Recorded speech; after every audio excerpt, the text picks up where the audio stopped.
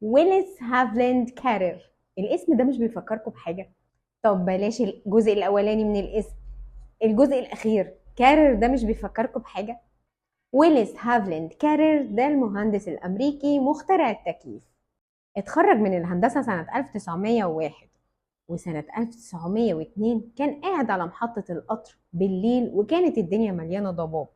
فضل يفكر كده، الضباب ده ايه حله غير اننا نجفف المية اللي موجودة في الجو. ولما ركب القطر كان كل تفكيره وشغله الشاغل انه ازاي يسيطر على حرارة الجو والرطوبة اللي موجودة في الجو. الفكرة تسيبه ابدا، فضلت شغلاه لغاية ما وصل لاختراع التكييف علشان يعرف يسيطر على الحرارة والرطوبة في الجو.